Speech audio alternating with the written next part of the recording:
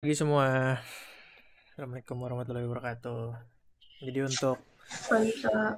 yuk, Pagi Kak. eh ini artinya pertemuan terakhir sebelum ujian. Ujian tuh tanggal 18, seingat gue, atau 17. Itulah. Jadwal PE, seingat gue harusnya udah ada di ini, udah ada di Riak. Kemarin juga dari BEM udah ada, cuma gue nggak lihat. Ntar, mana sih jadwal ujian?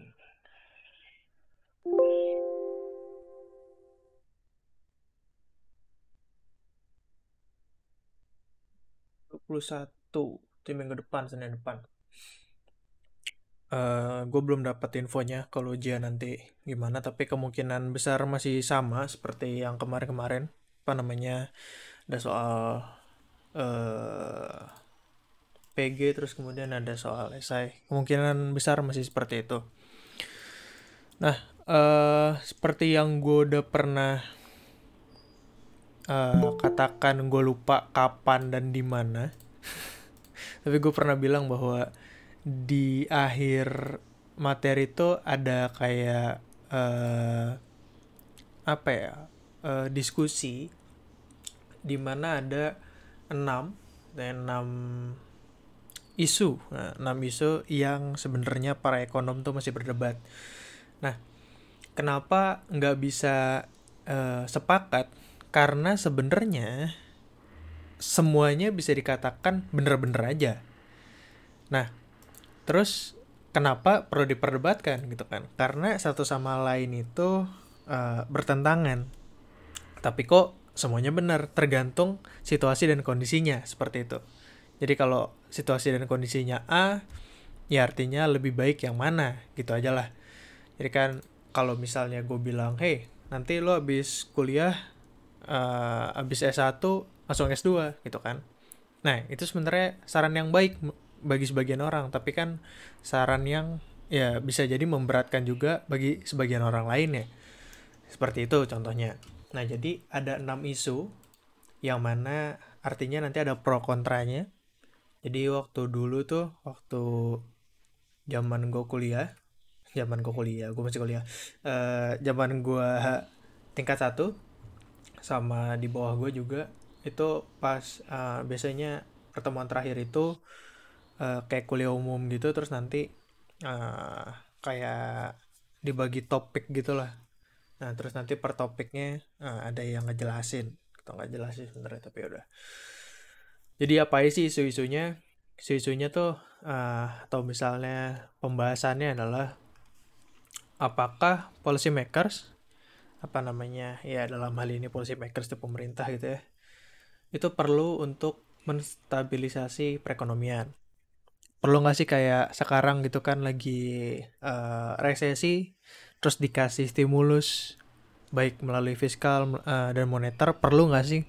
Ada yang bilang perlu, ada yang bilang nggak usah. Kenapa nggak usah? Waktu itu gue udah sempet singgung sebenarnya. Ada hubungannya sama lag dan lain sebagainya. Nah, kalau misalnya memutuskan untuk menstabilisasi perekonomian, nah ketika lagi resesi, itu kan dikasih stimulus ya. Nah, stimulusnya tuh mendingan dengan pengeluarannya dibanyakin, meningkatkan pengeluaran, atau memotong pajak. Kan eh, bisa dikatakan dua-duanya ya, kalau di Indonesia sekarang ya. Pajaknya dipotong, terus pengeluaran pemerintahnya digedein. Tuh. Nah, tapi kalau misalnya disuruh milih satu, which one is better? Nah, ada yang bilang mendingan tax cut, mendingan spending hikes gitu. Nah, should monetary policy be made by rule or discretion? Nah, mendingan kebijakan moneter itu diskresinya dari ya lembaganya bank sentral gitu, atau berdasarkan rule. Maksudnya apa nih? Jadi katakanlah ketua bank sentralnya biasanya dikatakan sebagai gubernur bank sentral itu punya keleluasaan untuk menentukan kebijakan. Jadi kayak, oh, di masa kepemimpinannya si ini, itu terserah dia. Kebijakan moneter gimana. Ntar pas ganti, terserah lagi aja, mau ganti juga nggak apa-apa. Atau harus berdasarkan, misalnya udah ada peraturan yang berlaku. Jadi si kepalanya cuma monitoring doang. Udah ada sistemnya. Tuh, dia nggak usah banyak-banyak mikir dan nggak boleh misalnya dibilang, oh gue mau gini. Oh nggak bisa. Kita harus sesuai sama rule. Tuh, bukan berdasarkan diskresi dari eh, siapa tadi? Gubernur. Siapa? Nah, terus yang keempat adalah apakah bank sentral itu lebih baik eh, punya tujuan atau punya rencana untuk me- membuat inflasi di negaranya itu 0%. Tuh. Enak ya kalau inflasinya 0% ya. Harga tahun ini sama aja kayak harga tahun depan. Lu mau nabung beli rumah, beli motor, beli HP. Gak berubah-berubah. Jadi ya apa namanya wajar. Nggak kayak sekarang kan. Kalau mau nabung beli rumah, duitnya tahun depan udah sama dengan harga rumah tahun ini. Tapi harga rumah tahun depan naik gitu kan. Nggak kesampean-kesampean. Nah, terus should the government balance its budget? Nah, gimana nih antara tax dan government expenditure? Harus nggak nih sama atau boleh defisit? Gitu. Kalau misalnya surplus mah nggak usah ditanya, boleh-boleh aja. Gitu. Yang biasanya ditanyain adalah harusnya diusahakan balance atau defisit juga nggak apa-apa. Nah, uh, terus yang keenam itu adalah haruskah perpajakan itu direformasi sehingga encourage savings, orang-orang pada menabung. Tuh. Nah, kembali gue ingatkan bahwa di pembahasan kali ini itu bisa dibilang kayak apa ya, nggak ada bener nggak ada salahnya. Kalaupun ini keluar di ujian, itu biasanya ditanyain apa alasannya, apa namanya, kalau kalau misalnya Anda itu pro terhadap ini, lu beberin aja alasan-alasan kenapa itu dianggap benar atau alasan-alasan kenapa itu dianggap salah gitu. Jadi nggak ada benar dan salahnya gitu. Nah, kita di sini mau tahu alasan-alasannya kenapa muncul pro kontra dan kapan itu iya dan kapan itu tidak gitu loh. Jadi ada dua sisinya. Yang pertama, eh yang ini, kenapa pemerintah itu melakukan stabilisasi aktif, active stabilization? Tadi ketika resesi itu ngelawan resesinya dengan cara kebijakan stimulus, ekspansif, moneter ataupun fiskal. Ketika lagi ekspansi perekonomiannya, kebijakannya kontraktif. Jadi diusahakan ketika mungkin ini gue bisa, nah gitu kan, salah, Ctrl Z dulu, new slide, blank, karena blank, mana blank, why, eh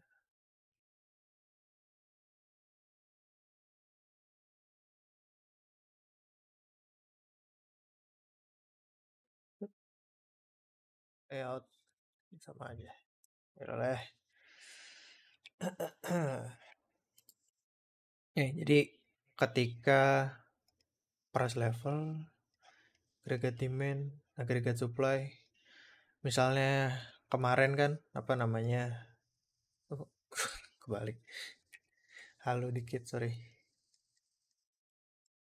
aggregate supply, aggregate demand, kemarin pas awal-awal covid, sampai sekarang sih masih daya beli masyarakat turun, terus pemerintah kebijakan stimulus gede-gedean dan berusaha at least balikin lagi ke kondisi semula, atau kalau bisa di tetap bertumbuh gitu kan, pengennya ya tapi at least dibalikin.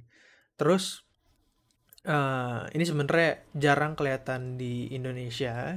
Waktu itu Paichan pernah bilang bahwa Indonesia tuh bisa dikatakan labil. Kebijakannya pro-cyclical enggak, tapi counter-cyclical juga enggak. Ya, jadi misalnya perekonomiannya lagi tumbuh pesat. Nah, ada di beberapa negara pemerintahnya itu berusaha untuk biar pertumbuhannya ini nggak terlalu jauh, agak direm sedikit. Jadi pas lagi tumbuh, kebijakannya malah counter-cyclical. Kenapa? Karena kalau misalnya dibiarkan bebas, ekonomi itu akan berfluktuasi. Tuh. Ketika ada shock sedikit, fluktuasi. Nah, ini tuh apa ya? Ini misalnya formation of household and firms cause a fall in aggregate demand, cause a recession. Nah, policymaker can lean against the wind. Jadi apa namanya? Pemerintah itu bisa melawan arus, ya tadi counter cyclical yang biasanya disarankan oleh ekonom-ekonom untuk stabilisasi output. Kenapa harus distabilisasi? Karena lebih stabil, ekonominya lebih stabil, itu menguntungkan lebih banyak orang. Kenapa lebih stabil itu lebih menguntungkan? Ya padahal kan harusnya, oh biarin aja tumbuh, gitu kan? Kan enak juga kalau tumbuh kan? Kenapa harus distabilisasi? Kenapa tumbuhnya nggak boleh terlalu lepas? Gitu. Kenapa nggak boleh dilepas tumbuh apa namanya to the moon? Gitu kan? Kenapa? Karena ketika perekonomiannya ini terlalu fluktuatif, jadinya perekonomian itu bisa dikatakan unpredictable.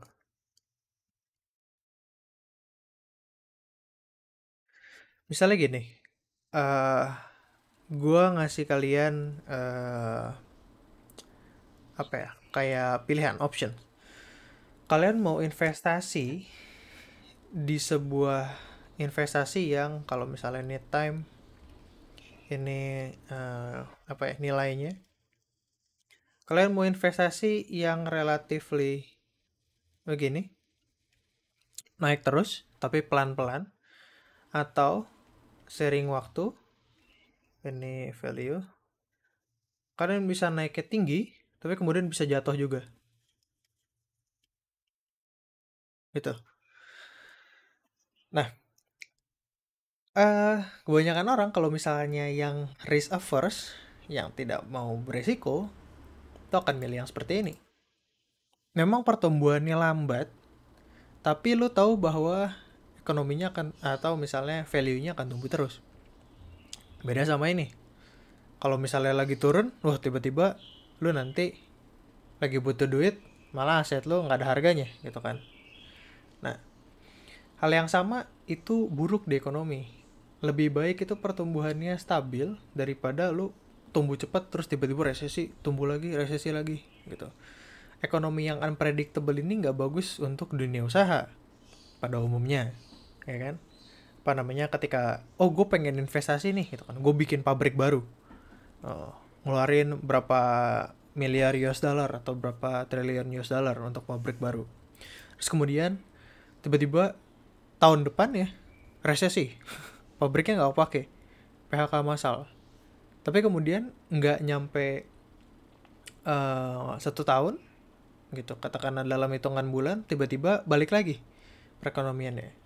Nah itu kan predictable kan, itu bisa menyebabkan kebingungan yang ya akhirnya merepotkan semua orang. Kalau misalnya teman-teman apa namanya baca atau nonton, carilah informasi mengenai apa namanya sekarang itu lagi chip shortage. Itu karena apa? Salah satunya adalah perekonomian yang nggak stabil. Kemarin COVID, orang memprediksikan, ya banyak yang memprediksikan bahwa orang-orang nggak bakal bisa beli mobil, nggak bakal ganti HP, nggak bakal beli peralatan baru, itu kan. Bener nih pada waktu-waktu awal yang apa namanya, yang salah tuh cuma HP itu masih stabil, yang orang-orang kira itu komputer. Ternyata orang malah banyak yang beli komputer dan laptop karena sekarang banyak yang dari rumah gitu kan. Nah, kemudian demand mobil turun. Tapi kemudian dalam berapa bulan demand mobil naik lagi. Unpredictable nih. Nah, menyebabkan mobil-mobil itu perusahaan yang bikin mobil itu udah nge-cancel pesanan chipnya. Nah, terus kemudian mereka jadinya rebutan sama ya perusahaan-perusahaan lain yang butuh chip juga. Mau mobil butuh chip, betul. Apalagi banyak mobil-mobil sekarang yang udah smart car dalam tanda kutip. Nah, jadi perekonomian yang predictable itu baik katanya. Jadi mendingan active stabilization. Nah, tapi ada juga nih pihak-pihak yang bilang, hey pemerintah, udahlah, nggak usah active stabilization, perekonomian dilepas aja. Nah, apa nih argumentasi mereka? Argumentasinya adalah kebijakan moneter dan fiskal itu lama. Long legs. Kemarin udah pernah dibahas ya sama Pecan ya, bahwa leg kita ada beberapa, kayak apa namanya. Pertama, pemerintahnya sadar dulu, ya kan. Ada masalah nih. Itu kan butuh waktu untuk pemerintahnya sadar bahwa ada masalah. Ada masalah nih, gitu kan. Harus dirapatin, rapat dulu. Terus kemudian susun kebijakannya. Habis disusun kebijakannya harus Uts, waduh. Habis disusun kebijakannya harus setujui sama dewan. Setujui sama dewan, terus kapan ininya, mulai berlaku sampai efeknya, itu ada lag lagi. Jadi, eh apa ya, kebijakan yang direncanakan hari ini nggak bakal besok jadi. Butuh waktu yang sangat lama. Apalagi ketika, bisa dibilang, stakeholdersnya itu banyak. So, kebijakan must act in advance of economic change. Jadi kalau misalnya untuk karena lag-nya ini lama, karena lag-nya ini lama, kalau mau bener-bener sesuai waktunya, lu harus bisa jadi cenayang.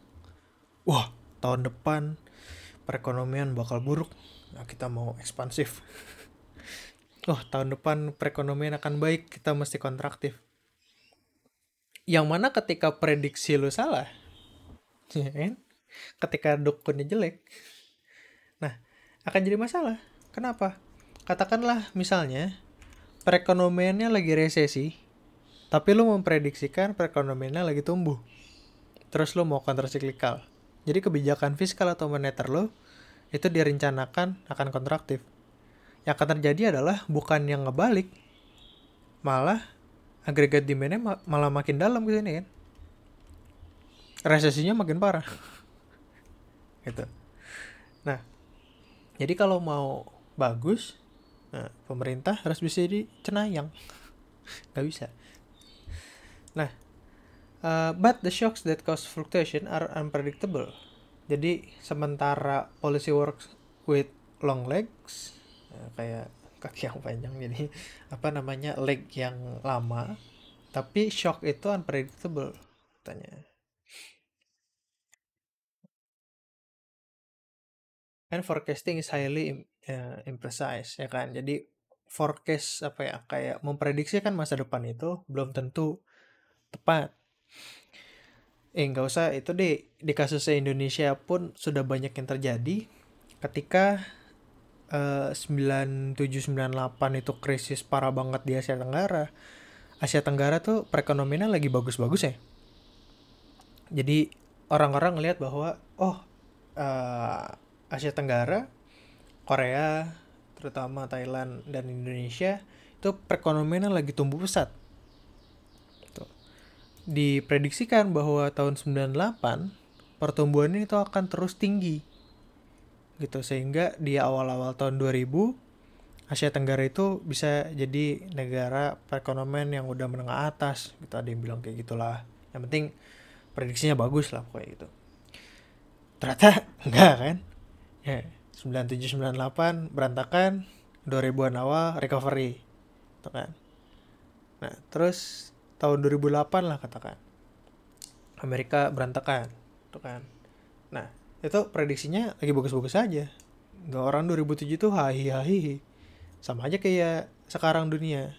Tahun 2018 perekonomian tumbuh cukup baik, 2019 itu sedikit bermasalah gara-gara banyak ketegangan antar negara, baik itu perdagangan maupun politik, kayak Cina, Amerika, Jepang, Korea, eh ya terus di Timur Tengah juga masih berantakan. Nah, terus kemudian 2019 akhir 2020 awal ada COVID gitu kan. Padahal prediksinya tahun 2020 tuh perekonomian bisa tumbuh lebih bagus daripada tahun 2019. Karena waktu itu udah ada bau-bau untuk damai antara perang dagang Amerika dan China. Datang nggak? Kalau kebijakan itu terlalu lambat, telat, itu akan worsen fluctuations. So leave the economy to its own device. Jadi kalau misalnya forecastingnya jelek, udah mendingan dibiarin aja. Itu. Nah, tadi kan kalau misalnya telat nih, oh misalnya ada shock nih, turun gitu kan, agregat demand-nya turun. Wah resesi. Oh yuk kita fluktuasi.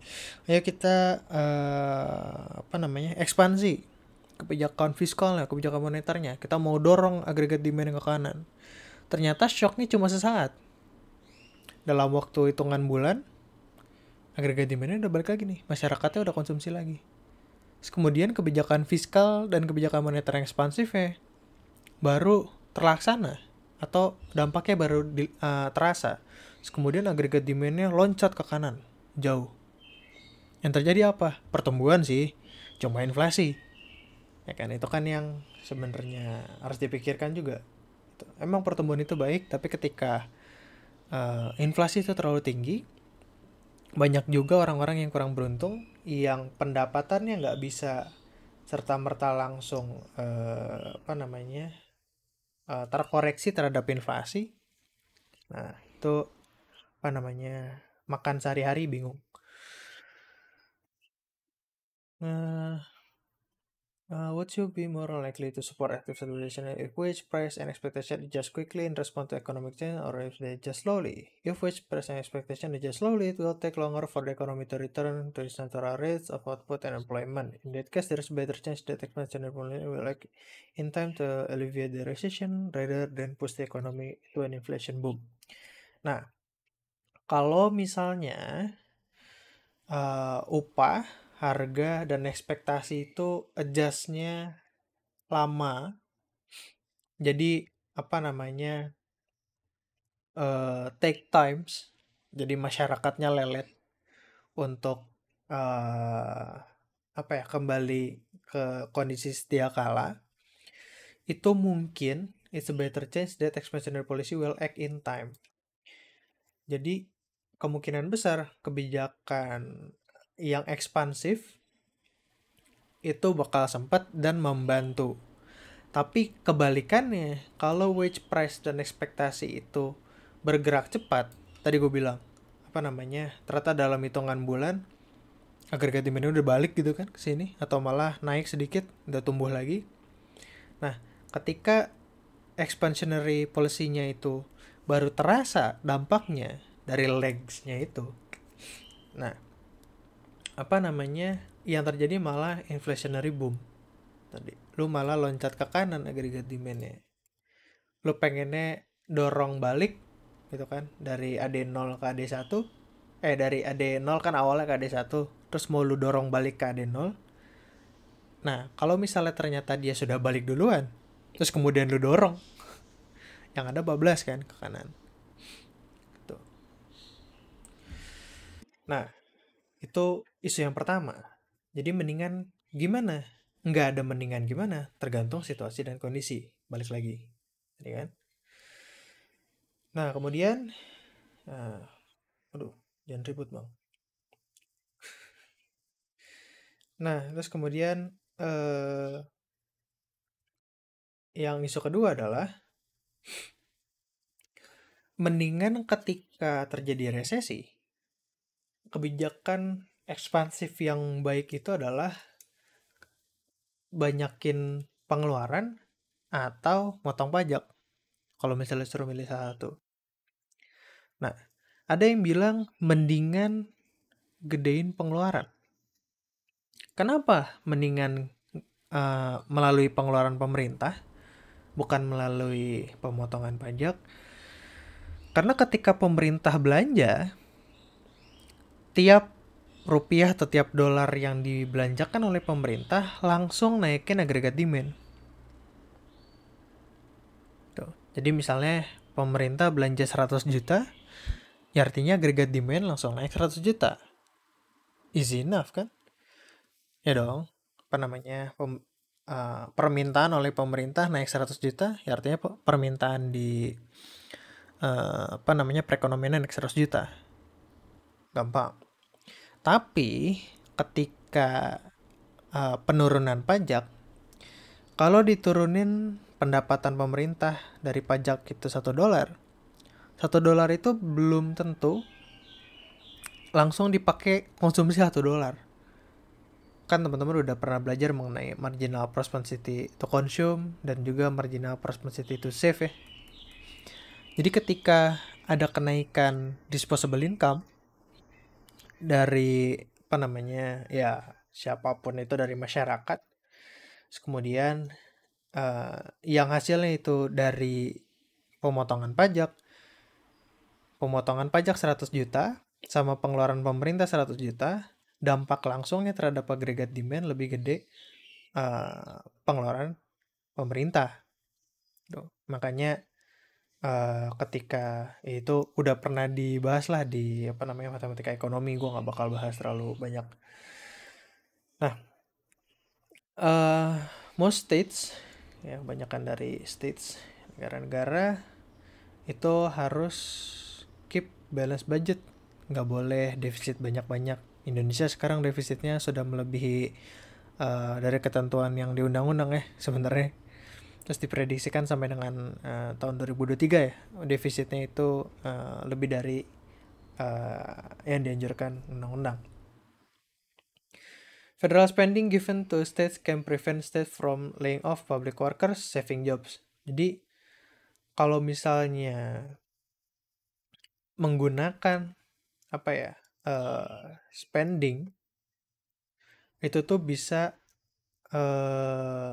mencegah ya states-nya itu untuk laying off public workers. Jadi misalnya nih, ketika pemerintah ada pendapatan, kan pendapatan taxnya itu kan sebagai revenue, terus government-nya itu kan sebagai expenditure ya, government expenditure sebagai expenditure ya. Nah, kalau misalnya ketika dalam kondisi resesi ini misalnya, kemudian motong pajak, artinya kan pendapatannya pemerintah menurun nih. Nah, ini bisa menyebabkan di beberapa daerah atau di beberapa kesempatan, karena pemerintah nggak punya cukup duit nih, tuh kan? Ya udah deh, pegawai-pegawai yang tidak diperlukan di layoff aja. Banyak PNS yang ntar aja deh, nggak usah deh, gitu kan?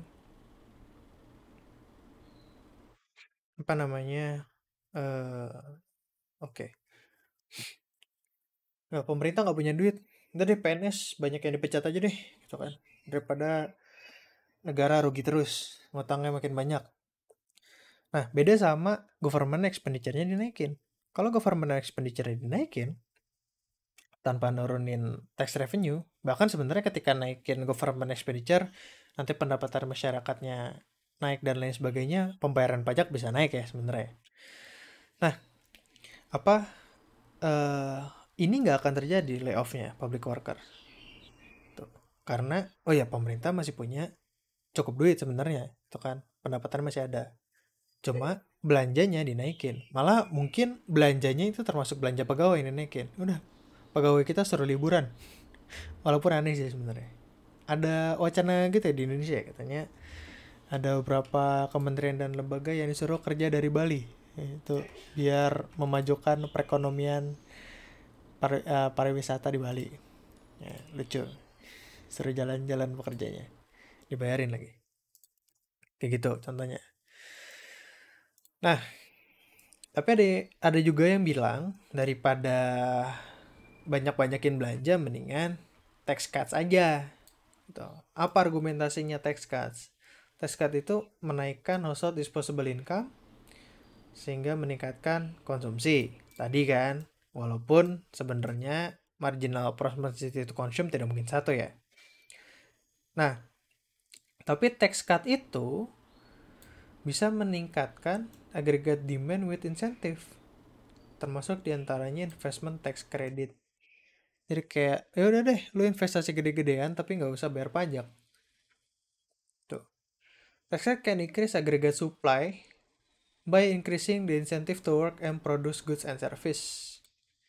Jadi sebenarnya, ya walaupun gue udah bilang ya, apa namanya, meningkatkan agregat supply itu relatively hard, lebih sulit daripada naikin agregat demand.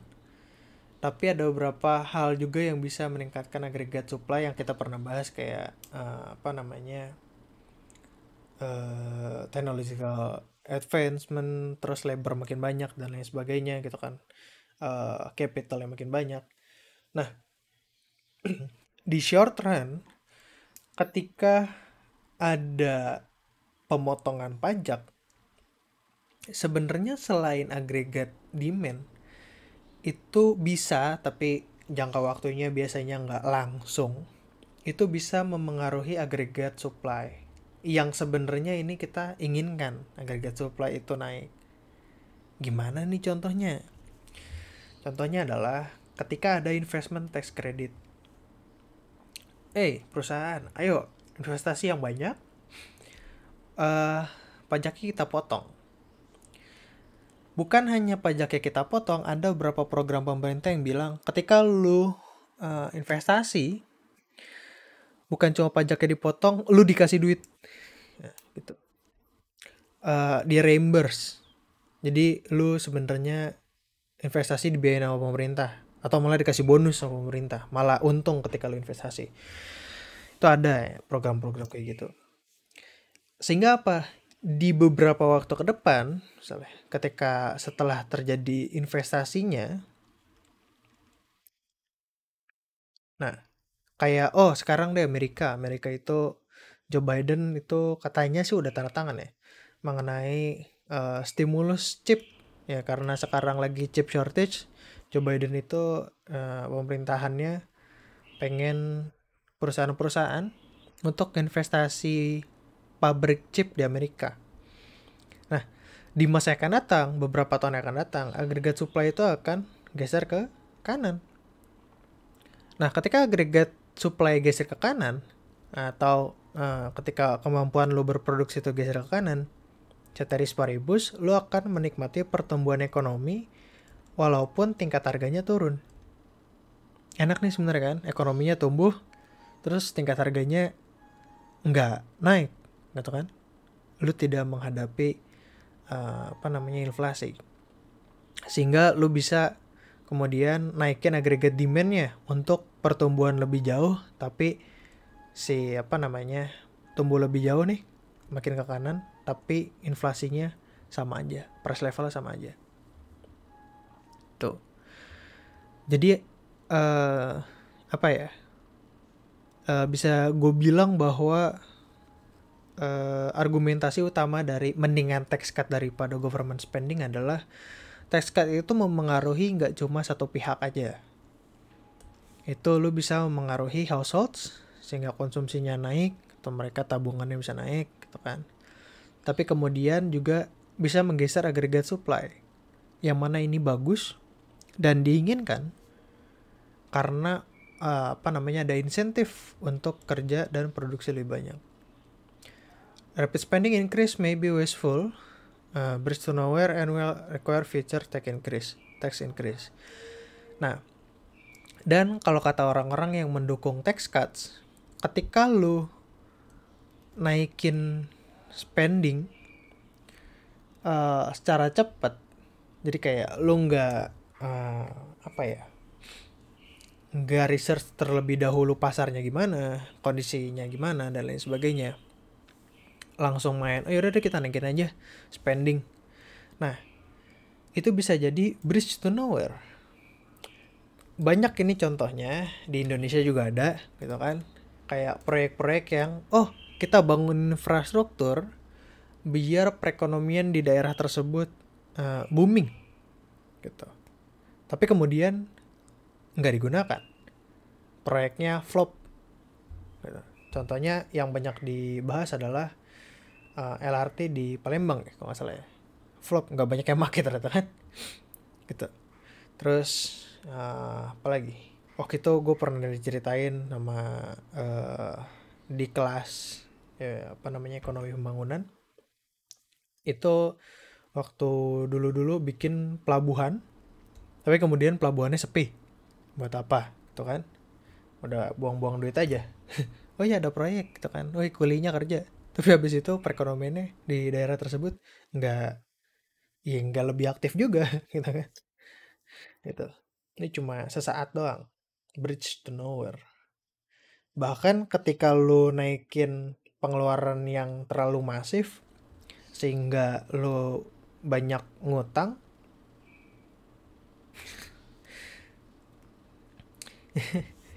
apa namanya, ketika lu banyak ngutang terus lu mau bayar utang, ya artinya di masa yang akan datang lu harus naikin pajak, ngerepotin masyarakat yang di masa depan.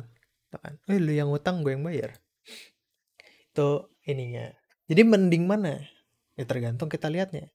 Kalau misalnya spendingnya nggak jelas, ya kan? Ya mendingan tax cut aja. Asalkan tax cut-nya itu memang digunakan secara baik. Tax cut-nya dirasakan oleh orang-orang yang memang butuh tax cut. Jangan sampai tax cut-nya dirasakan oleh orang-orang yang berkepentingan aja. Ya kan? Wih, ada pemotongan pajak nih. Tapi apa namanya, usaha-usaha yang memang lagi struggle atau misalnya lagi butuh tax cut nggak bisa mendapatkan tax cut tersebut. Yang nikmatin pemotongan pajak malah ya kolega-kolega dari salah anggota dewan gitu kan. Nah, coba cek lah anggota dewan di Indonesia sekarang, banyak yang bikinannya usaha-usaha atau berasal dari dunia usaha. Wah, UIT ntar gue upload ya. Itu ini apa namanya, ketakutannya para ekonom ya, bukan gue yang bilang. Nah, terus kemudian kebijakan moneter itu mendingan rule atau diskresi. Tadi nih mendingan berdasarkan rule yang sudah ditetapkan atau suka-suka dari si gubernur bank sentral. Nah kalau misalnya the Federal Reserve di Amerika itu discretion katanya, hampir complete discretion. Nah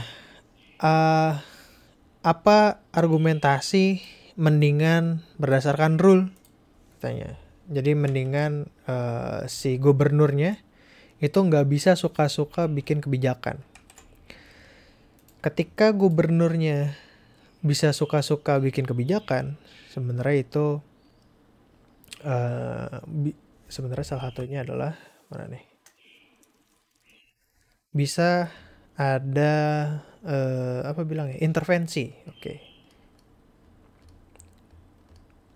Intervensi politik. Ingat ya, kebijakan moneter di jangka pendek itu bisa menyebabkan apa namanya, pertumbuhan ekonomi, inflasi, terus juga nanti hubungannya ada ke pengangguran gitu kan. Nah, bayangkan ke sebuah negara yang kebijakan moneternya itu bukan hanya almost tapi complete discretion. Kemudian si gubernur bank sentralnya ditunjuk oleh presiden atau ya ada hubungannya lah sama presiden. Kemudian presidennya mau nyalonin lagi ke periode kedua. Hey gubernur, kebijakan moneternya ekspansif dong, biar perekonomiannya tumbuh. Terus kemudian apa namanya, pengangguran berkurang, sehingga nanti pas lagi debat calon, gitu kan, oh lihat nih masa kepemimpinan saya, ekonominya tumbuh pesat, pengangguran turun drastis. Itu kan. Jadi orang-orang merasa bahwa pada masa kepemimpinan saya itu kondisi perekonomian membaik. Nah, itu kan kalau misalnya suka-sukanya gubernur kan. Oh ya udah, gubernurnya kalau setuju dia akan kebijakan moneter ekspansif. Tapi ketika kebijakannya itu berdasarkan rule, jadi sudah ada buku panduannya dan nggak boleh melenceng dari situ. Nggak bisa tiba-tiba ada orang yang ya berdasarkan pesanan seperti itu kan, ekspansif dong, gitu kan. Ya nggak bisa pak, bukunya bilang nggak boleh ekspansif kalau misalnya lagi begini. Kita harusnya kontraktif. Kalau misalnya ekspansif, saya menyalahi buku panduan, saya diturunin gitu. Ada ketentuannya misalnya di undang-undang bla bla nya gitu, gue nggak tahu lah. Nah, jadi salah satunya adalah bebas dari intervensi politik. Selain itu adalah constant money growth rate, jadi ya nggak fluktuatif money growth rate-nya, terus berdasarkan inflation targeting. Increase money growth rate if inflation is below target, decrease money growth rate if inflation is above target. Jadi ya main berdasarkan buku aja gitu, fundamental bahwa ketika inflasi lagi tinggi ya kita turunin money growth, ketika inflasi lagi rendah kita naikin money growth. Easy enough gitu. Nah, nih tadi kenapa jangan discretion, gitu kan?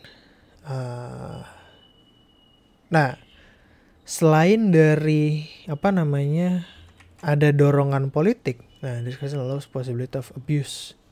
Selain dari abuse of power sama politik adalah kalau diskresi itu bisa ada harm, jadi perekonomiannya jadi terdampak negatif kalau ternyata gubernurnya itu inkompeten. Jadi kalau misalnya kebijakannya suka-suka gubernur, terus gubernurnya entah lagi halu atau emang nggak bisa kan, terus kemudian bikin kebijakan yang salah, itu perekonomiannya bisa makin parah. Tadi misalnya lagi resesi malah makin resesi gitu kan, lagi inflasi malah makin inflasi gitu kan.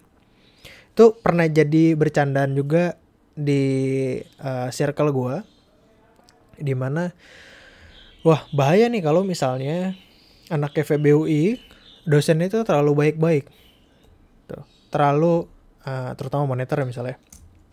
Kalau dosen moneternya itu auto A, sehingga mereka malas belajar, terus kemudian ketika nanti gubernur bank sentralnya itu dari FEUI angkatan kita, terus mereka lupa karena karena pas lagi kuliahnya itu mereka auto A, malas masuk dan lain sebagainya. Nanti pas lagi inflasi mereka kebijakan moneternya malah ekspansif. Terus pas lagi resesi kebijakan moneternya malah kontraktif. Salah tanda tangan gitu. Nah, hal itu nggak akan terjadi ketika lu play by the rule gitu. Lu berdasarkan kebijakan yang udah ada di buku panduan gitu kan, lu tinggal ngikutin buku panduan aja. Nah, terus kemudian lu nggak bisa abuse of power, ya tadi kan intervensi politik itu bisa terjadi kalau di diskresi. Central bankers who promise price stability may renege if a recession occurs. Time inconsistency, the discrepancy between actual policy and announced policy. Nah, jadi kalau misalnya ini berdasarkan diskresi, terus si gubernur bank sentralnya, gue menjanjikan, misalnya gitu, janji-janji politik, gue menjanjikan kita akan kebijakannya ekspansif, tuh biar perekonomian ini tumbuh, gitu kan. Sehingga orang-orang punya ekspektasi bahwa bank sentralnya akan melakukan A sehingga perekonomiannya tumbuh. Tapi kemudian misalnya karena satu dan lain hal Misalnya kalau misal di Indonesia gitu kan, BI bilang begitu, tapi kemudian bank sentral di Amerika itu nurunin suku bunga. Nah, kalau kita nggak nurunin suku bunga, nanti akan banyak hal yang bisa terjadi.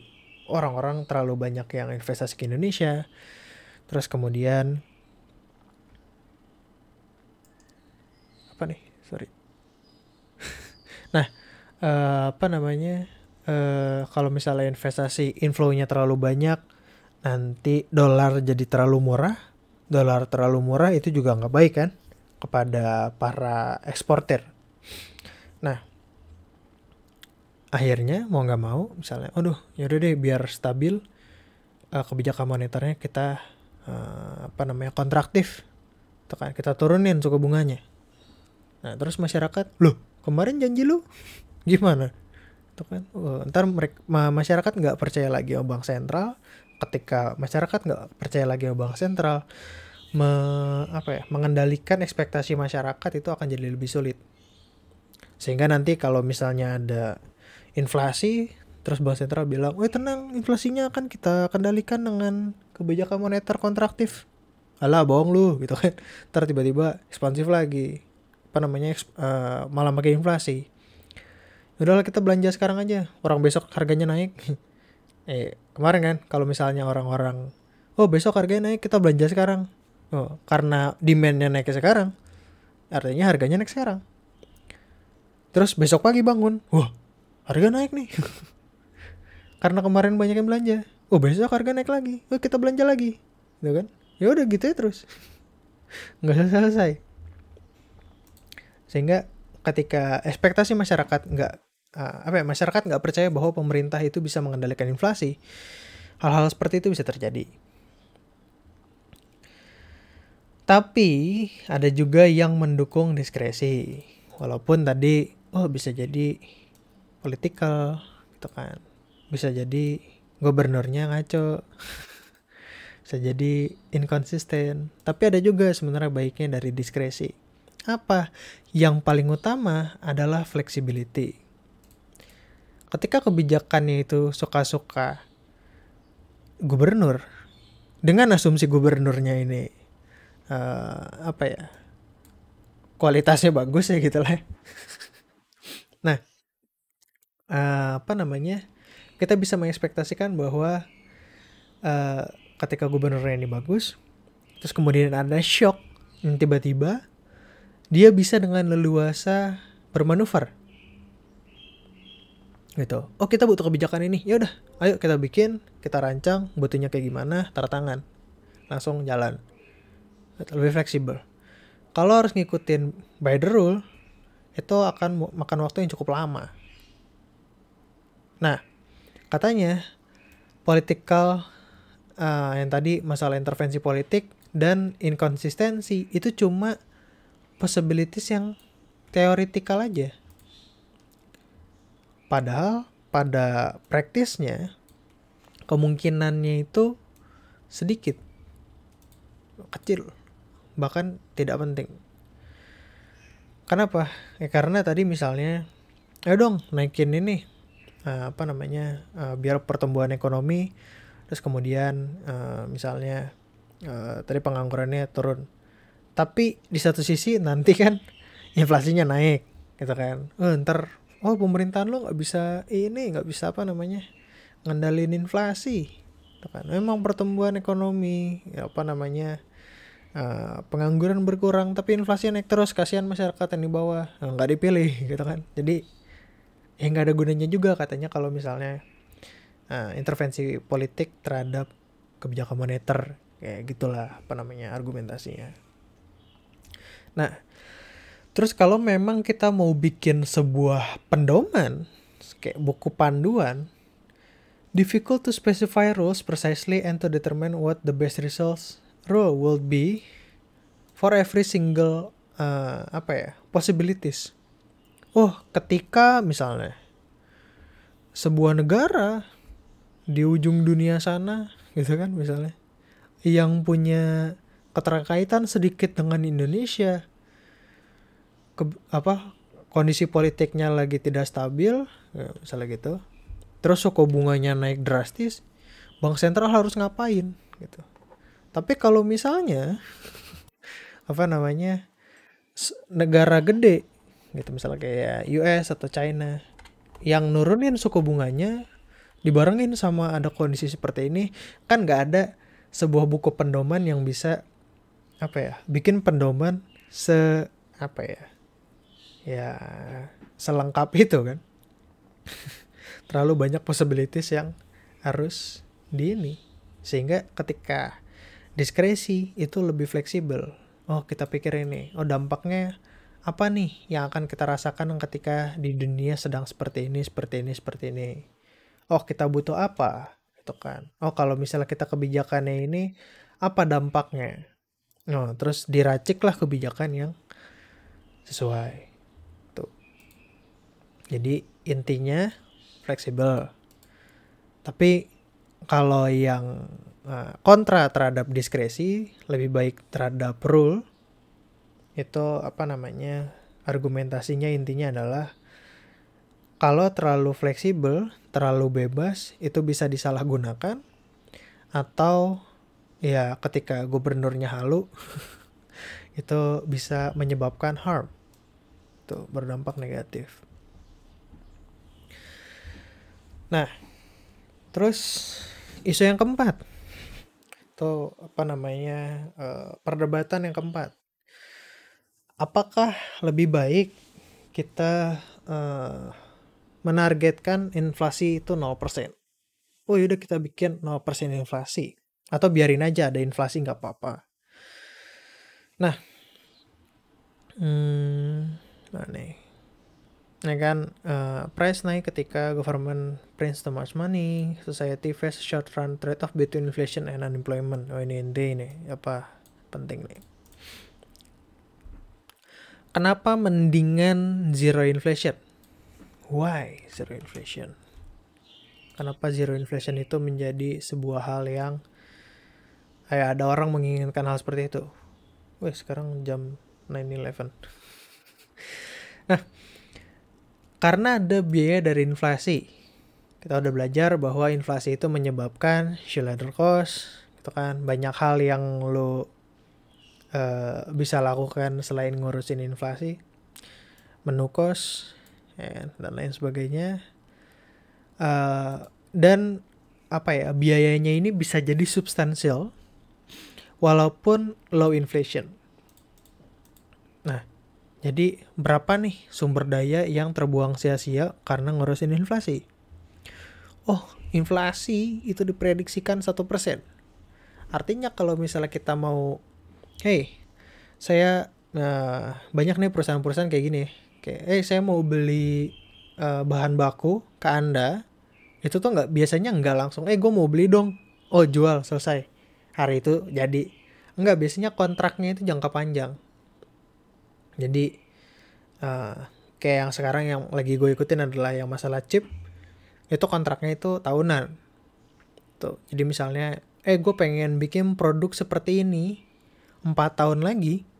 Itu kontraknya dari sekarang. Gitu.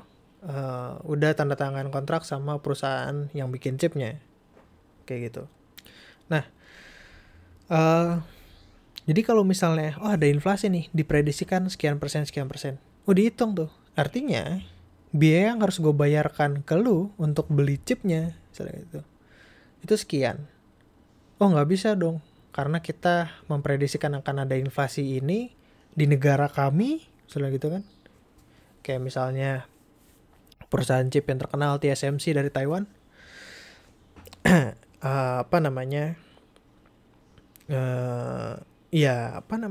Abis itu mereka minta misalnya harganya lebih mahal. Oh, nggak bisa, tapi kalau inflasi di daerah kami itu agak rendah. Oh, kita minta harganya diturunin dikit dong, dan lain sebagainya. Ribet kan? Untuk diskusi yang seperti itu butuh dipikirkan lah. Ribet. Nah, zero inflation will have temporary cost, higher unemployment, but permanent benefits. Dimana ketika inflasinya ini 0%, terus komitmen reduce the expected inflation rate. Dengan kata lain, perekonomiannya jadi lebih predictable. Oh, gua pengen beli rumah tahun depan. Kalau tahun ini harganya 100 juta, nggak ada rumah 100 juta sekarang. Kalau tahun ini harganya 500 juta, gue tahu bahwa tahun depan harganya tetap 500 juta. Nggak akan tiba-tiba, oh Senin harga naik. Nggak. Begitupun juga yang tadi misalnya. Gue pengen kontrak kerja dengan Anda selama 5 tahun ke depan. Oh, karena kita ekspektasikan nggak ada inflasi, ya udah harganya sama dengan harga tahun ini. Gitu. Nggak usah ada penyesuaian terhadap inflasi. Terus belum lagi menyesuaikan antar tingkat inflasi yang berbeda di dua negara misalnya gitu. Sorry. Nah,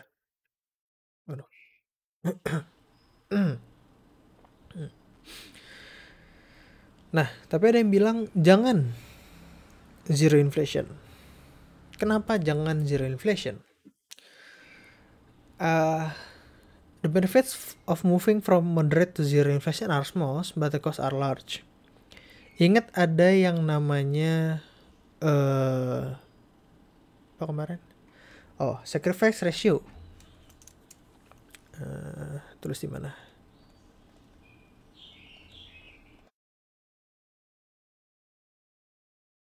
Nah, kemarin ada studi yang bilang bahwa di Amerika sacrifice ratio-nya itu 5%. Kalau mau nurunin inflasi 1%, GDP itu turun 5%. Artinya kalau misalnya kita lihat mana nih? US inflation.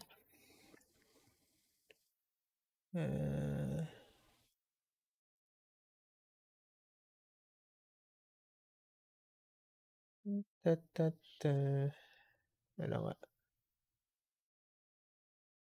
Consumer price slip first.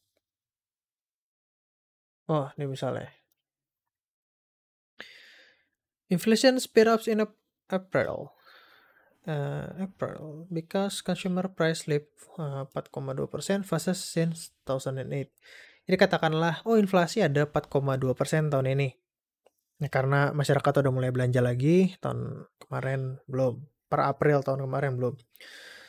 Nah, jadi ada inflasi 4,2%. Kalau mau dibilang, hey, kita mau tetap inflasinya stabil 0%, harus diturunin GDP-nya 5% per 1% inflasi diturunin.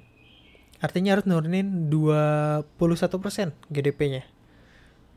Sekarang. 1/5 GDP Amerika itu hilang kalau mau nurunin inflasi sampai dengan 0%.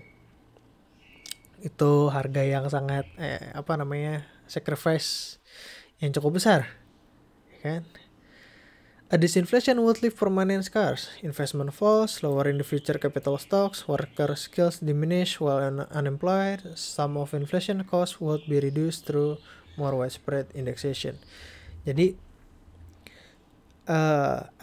keuntungannya terlalu kecil untuk biaya yang terlalu besar. Kayak lebih banyak mudaratnya daripada masalahnya. Gitu. Jadi zero inflation tuh memang nikmat, tapi ada ininya juga, ada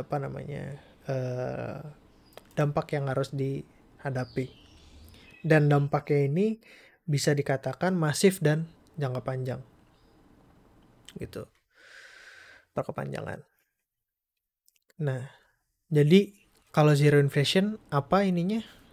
Argumentasinya adalah ekonominya jadi predictable, ya kan? Tidak memberatkan masyarakat miskin, terutama masyarakat miskin yang pendapatannya nggak bisa adjust secara cepat. Nah, tapi di sisi lain kontranya apa? Jangan zero inflation, karena sacrifice-nya itu terlalu besar. Akan banyak pengangguran. Selain itu GDP-nya akan turun, dan itu cukup masif dan berkepanjangan dampaknya. Kenapa? Karena ketika investasi lu turun sekarang, artinya produktivitas lu di masa yang akan datang itu akan turun. Jadi misalnya ada perusahaan yang bilang, oh oke, kita mau investasi nih sekarang gitu kan. Artinya tahun depan kita akan punya produktivitas yang lebih tinggi. Produktivitas yang lebih tinggi tahun depan itu akan menyebabkan tahun depannya lagi produktivitas lebih tinggi lagi. Karena kita sudah mulai belajar menggunakan teknologinya, sudah mulai terbiasa dan lain sebagainya. Jadi kan ada learning curve ya. Nah, ketika investasinya gagal sekarang, jadinya misalnya tahun depan, artinya output kita tahun depan itu baru sama dengan yang harusnya tahun ini. Itu akan kayak apa ya? Pertumbuhan lu jadi telat gitu lah. Lu telat bro gitu kan. Jadi lu belajarnya juga telat, naiknya juga telat. Jadi secara jangka panjang lu akan jadi lebih rendah daripada yang seharusnya. Bahkan 10 tahun lagi itu akan lebih rendah daripada 10 tahun lagi kalau misalnya sekarang jadi investasi. Bisa dikatakanlah seperti itu. Jadi kayak lu terlambat sih gitu. Zero inflation debate. Suppose structural change reduce the demand of university administration, lowering the equilibrium real wage by 3%. If the actual real wage paid to university administration remain constant, what will be the consequence? Will it be easier to achieve 50%? Inflation rate, why?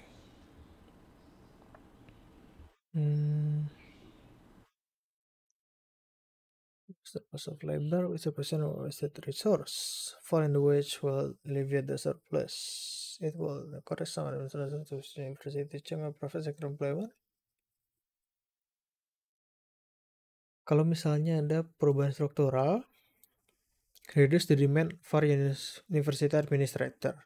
Jadi pekerja di universitas demand-nya turun. Terus equilibrium real wage-nya turun 3%. Kalau ternyata actual real wage-nya itu konstan, oke, jadi yang dibayarin nggak berubah walaupun equilibrium-nya udah turun,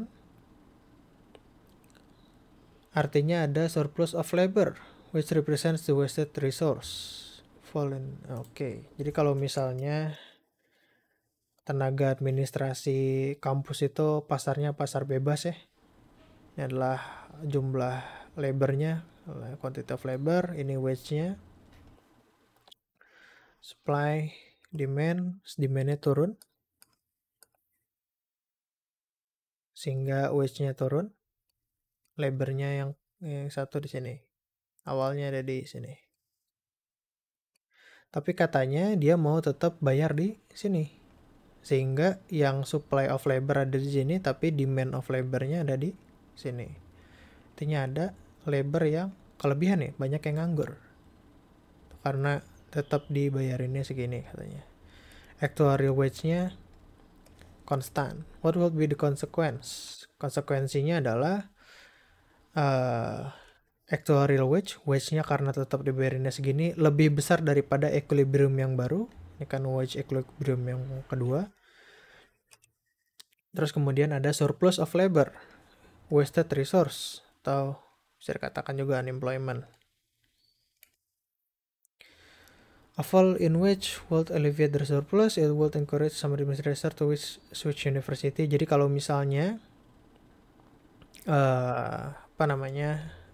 kalau mau menyelesaikan masalah surplus of labor-nya ini karena banyak pengangguran, mendingan upahnya diturunin ke tingkat equilibrium.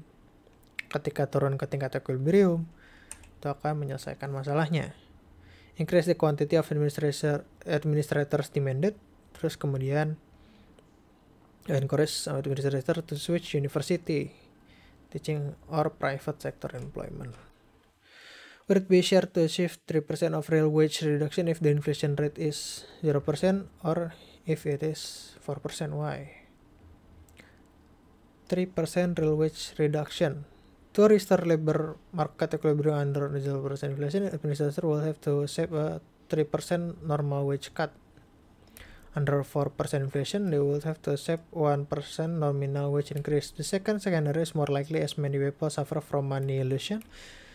and focus on nominal variables rather than real ones. Jadi gini, ketika tadi kita bahasnya itu adalah real wage, upah real, jadi daya beli lah ya, daya belinya turun 3%. Lebih mudah nurunin daya beli 3% kalau inflasinya 0% atau 4%. Kalau inflasinya 0%, kita mau nurunin daya beli 3%, artinya kita harus nurunin nominal wage-nya sebesar 3%. Tapi kalau inflasinya 4%, kita mau nurunin daya belinya 3%, kita naikin nominal wage-nya, upah nominalnya sebesar 1%. Sama nih, hasilnya adalah real wage-nya turun 3%. Banyak sekali buruh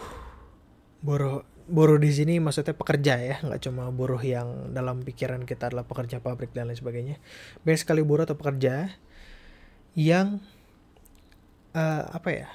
money illusion, yang mana sebenarnya ketika lu menikmati kenaikan gaji sebesar sekian persen, belum tentu sebenarnya lu lebih sejahtera daripada tahun lalu. Karena sebenarnya ada inflasi, ya kan? Jadi contohnya gue sempat ngajar dan bekerja di beberapa kayak tutor gitu untuk di anak-anak SMA. Terus kemudian gue kira-kira menjalani bisnis ini sudah 2 atau 3 tahun ditutor di kayak di lembaga yang kayak nge-hire gitu. Upahnya tetap segitu-gitu aja selama 3 tahun. Artinya setiap tahun sebenarnya dengan upah gue yang segitu-gitu aja, real wage gue tuh turun. Karena tiap tahun di Indonesia ada inflasi, ya kan? Itu dengan upah gue yang segitu-gitu aja, katakanlah misalnya 100.000 seminggu, yang artinya ya misalnya ada inflasi 4% tahun ini, tahun depan tuh seolah-olah upah gue cuma 96.000 seminggu. Kalau dalam 2 tahun inflasinya 10%, artinya upah gue seolah-olah cuma 90.000, lama-lama turun gitu kan, seolah-olah ya, padahal nominalnya tetap sama-sama 100.000. Nah, tapi karena gue ngelihat nominalnya sama aja, gue tenang-tenang aja gitu. Money illusion sebenarnya. Tapi kalau misalnya gue ngelihat secara secara nominal turun gitu kan, mas sekarang upahnya 90.000 ya, kok gitu, ntar gue protes gitu kan. Ya sebenarnya gue protes sih, tapi udahlah. Jadi salah satu kerugian dari inflasi 0% adalah ngatur masyarakat yang ketika ngelihat kok upah kita turun gitu. Sementara ketika inflasinya enggak 0%, kita bisa tetap ningkatin nominalnya. Jadi kayak upah saya jadi selama seminggu jadi 120.000, naik 20.000 gitu kan. Padahal ternyata inflasinya gede. Jadi sebenarnya real wage-nya turun juga. Lebih mudah untuk menenangkan masyarakat ya, tidak rusuh demo-demo ke jalan. Terus kemudian isu kelima adalah apakah pemerintah sebaiknya balance budget gitu kan. Ya, kalau misalnya pemerintah ngutang, ya mendingan defisit atau enggak. Kalau jangan defisit katanya. Kenapa? Karena kalau defisit itu membebankan future generations. Ya, yang harus bayar adalah orang-orang di masa yang akan datang. Pajaknya orang-orang yang masa akan datang kan. Misalnya kita ngutang sekarang nih, 10 tahun lagi kita udah kerja, punya anak, bla bla. Harusnya pajak yang kita bayarin bisa untuk subsidi sekolah anak, atau kan, subsidi rumah sakit, atau misalnya bangun infrastruktur yang lebih bagus, tapi malah digunakan pemerintah buat bayar utang yang dipakai pas zamannya Ya misalnya mak bapak kita gitu kan. Nah, budget deficit crowd out investment. Kalian sudah belajar mengenai ini. Itu kan, reducing growth and future living standards. While deficit may be justified during recession or wars, the surging peacetime of debt of recent decades is unsustainable and detrimental. Jadi sebenarnya tadi kan katanya defisit itu bisa di-justify ketika lagi resesi atau lagi perang. Tapi ketika di masa damai terus jadinya ada utang gitu kan, itu malah menyebabkan unsustainability, ya ada ya utangnya jadi bermasalah, dan utangnya ini bisa menyebabkan perekonomian jadi unsustainable dan ya dampaknya ini detrimental ke perekonomian, padahal perangnya udah selesai, padahal resesinya udah selesai tuh. Jadi katanya pemerintah mendingan jangan ngutang. Ini kata orang-orang yang bilang seperti itu. Nah ini banyak ya orang di Indonesia yang seperti ini ya, pemerintah ngutang mulu nih gitu kan. Tapi mereka biasanya argumentasinya nggak ini. Kurang terdidik biasanya argumentasinya. Nyinyir yang tidak didasari oleh argumentasi yang baik. Nyinyir itu nggak masalah kalau ada argumentasinya. Bagus. Biar pemerintahnya nggak jelas. Jangan ngutang terus dipakai buat korupsi. Nah, tapi ada juga yang bilang bahwa, jangan balance budget, udah ngutang aja nggak apa-apa, ngutang yang banyak. Kenapa ngutang yang banyak? Burden of the government's debt is exaggerated. It's only tiny percentage of person's lifetime income. Lo bayar pajak, tuh kan? Ya, lo mau ada utang nggak ada utang, pemerintahnya kan tetap bayar pajak.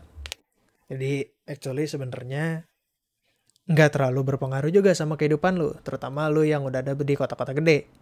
Infrastrukturnya udah bagus. Cutting deficit will do you more harm than good. Cutting education will reduce human capital accumulation, raising tax, reduce incentive to work and save. Ketika pemerintahnya nggak boleh ngutang, ketika pemerintahnya, hey pemerintah jangan ngutang, kurangin belanja lu, ayo naikin pendapatan lu, biar lu nggak defisit. Ya, kalau defisit kan harus ngutang.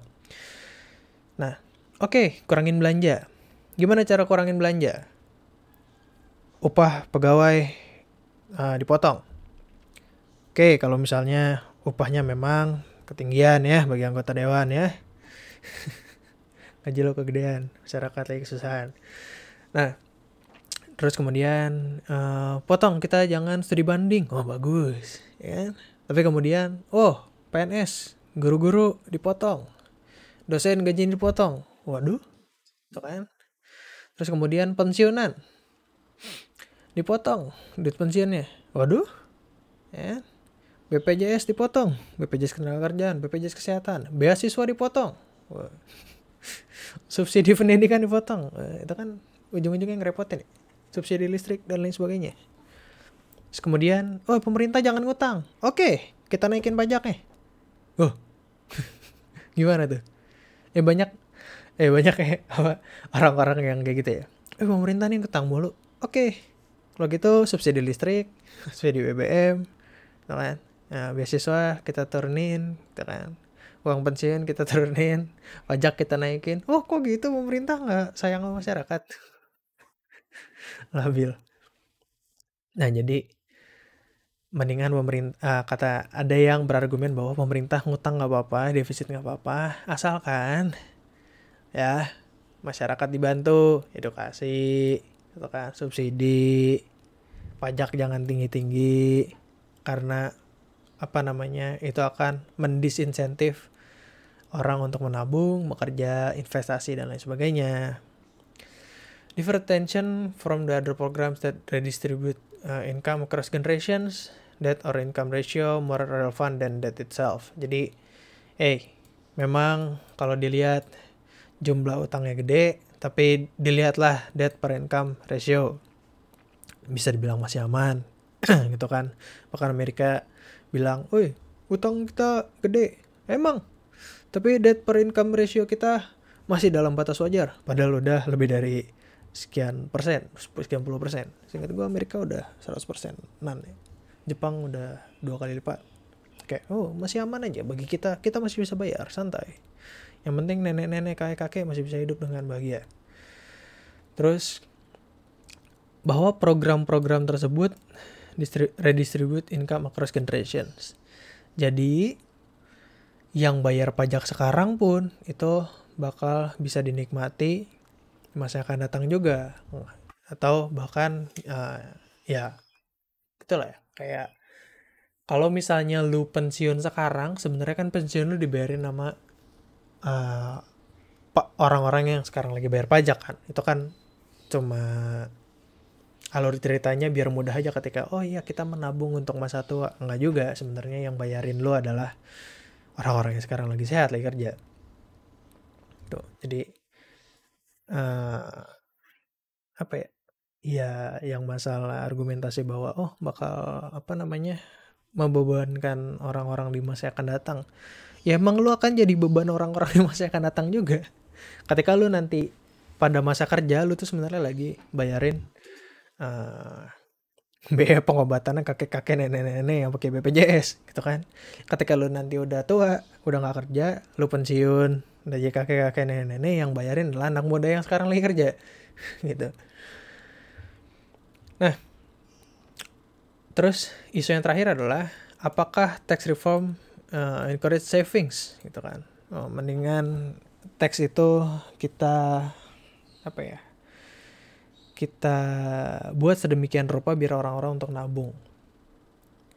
Depends on its ability to produce goods and service, higher saving provides more funds for capital accumulation, which increase productivity and living standards. Ingat bahwa saving sama dengan investment. Ketika banyak savings, akan ada uang yang nganggur sehingga bisa digunakan untuk investasi. Nah, jadi banyak savings itu bagus. Jadi kalian kalau misalnya punya banyak duit, di savings, di save, kalian taruh di tabungan, itu sebenarnya secara nggak langsung membantu negara. Karena nanti banyak orang-orang yang nabung, banyak orang-orang yang minjem duit untuk investasi, itu adalah duit kalian. Kan. Nah, apa nih dukungan bahwa tax kita reform biar orang-orang banyak yang nabung. Tadi people respond to incentive, sehingga kalau misalnya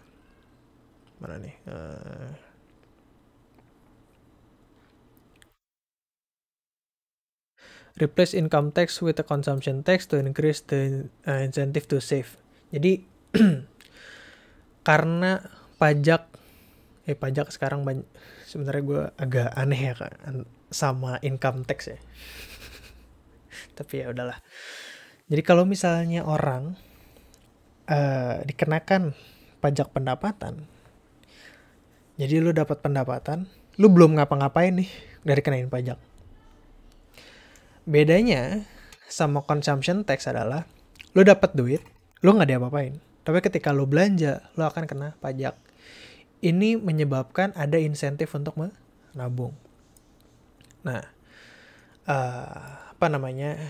tax reform yang ini banyak terjadi. Ini kan isunya di Amerika ya. Di Amerika tuh sekarang tax systemnya itu discourage savings, high marginal tax rate, reduce return on savings, some saving is taxed twice as corporate income and again as personal income. Jadi misalnya nih, gua punya pendapatan, gua dipajakin kan ditaruh di bank dong. Kalau ada lebih kan jadi tabungan ya. Sekarang kalau misalnya teman-teman punya tabungan, silakan dilihat tiap akhir bulan akan ada jasa giro di bunga lah.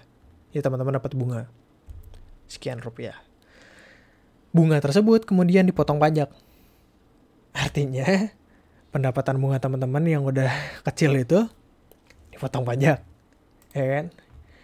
Nah, Kemudian ada biaya administrasi biasanya ya. Bank-bank itu mana nih? Oh, bukan. Nah, itu bikin sebenarnya apa ya? Enggak bikin orang jadi malas nabung sebenarnya. Karena ketika dulu kan kita mikirnya bahwa oke, ketika lu nabung, mana nih? Ketika lu nabung, lu akan di masa yang akan datang akan punya pendapatan yang lebih besar, gitu kan. Terus eh, mana nih?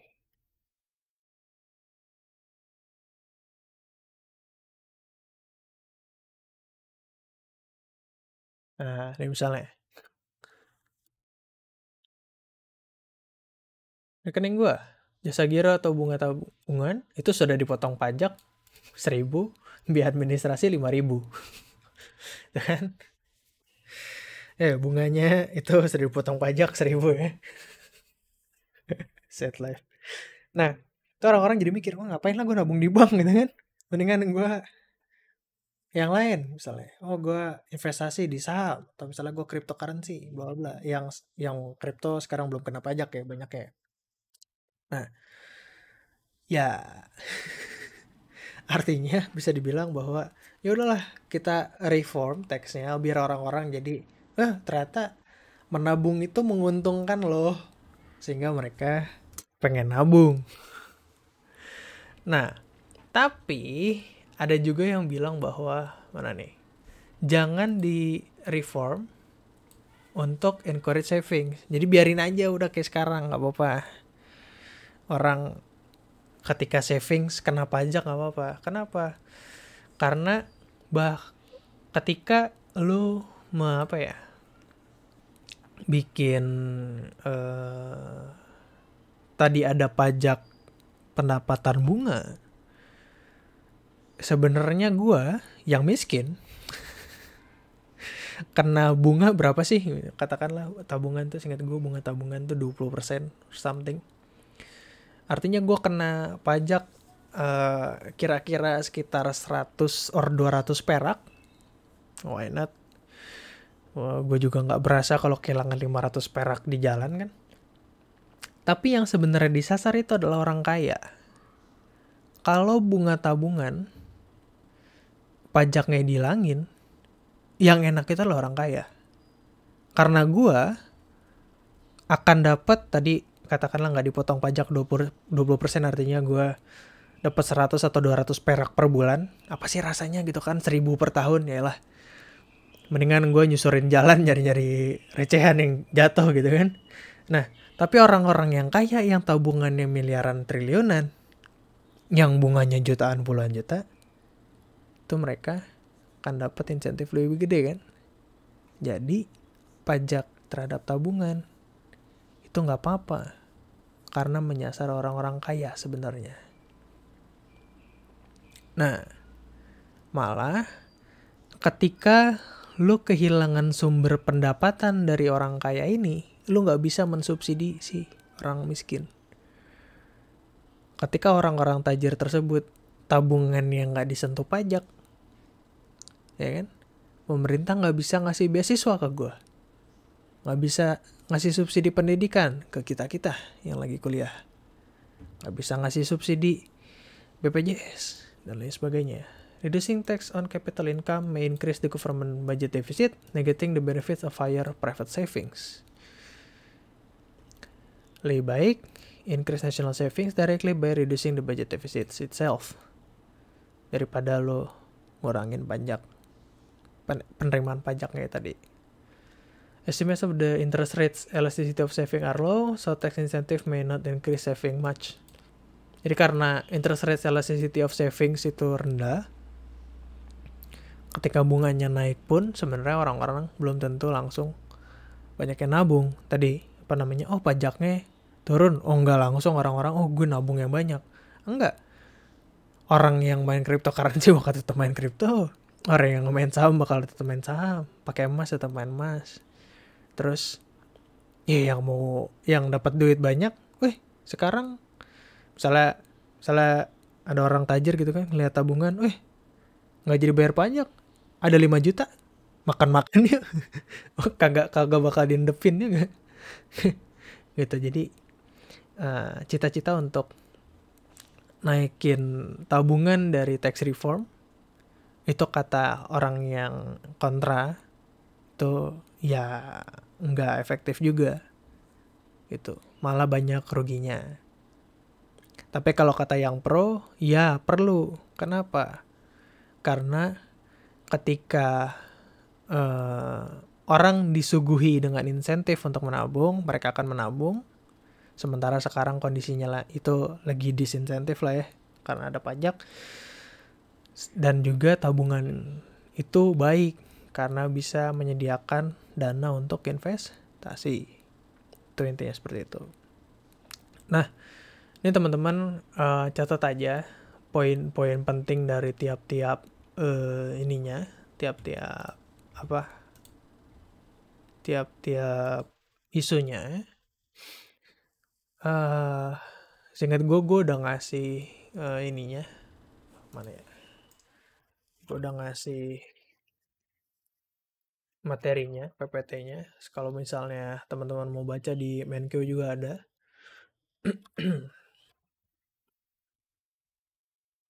Ini dia penjelasan dan juga ceritanya lebih jelas, cuma memang bahasanya menurut gue cukup tinggi. Tapi silakan dibaca aja. Nah, kalaupun misalnya nanti keluar di ujian, biasanya tadi yang kata gue, apa namanya, eh, jelaskan, apa namanya, mana pro atau mana kontranya, terus alasannya apa. Waktu itu di tahun gue atau tahun di bawah gue tuh ada yang kayak, oh kan ada 6 isu, lu jelasin dong, tiga, tiga isu dan pro kontranya, itu doang. Nah, ya, ya kalau kalian kan sebenarnya secara nggak langsung sebenarnya tinggal copy paste catatan kalian ya di parafrase. Tuh, ada yang mau tanyain sampai sini? Itu biasa nanti akan gue upload lah.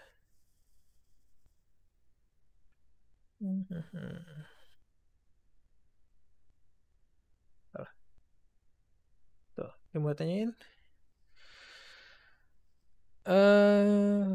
Gue lupa lagi. Ntar gue stop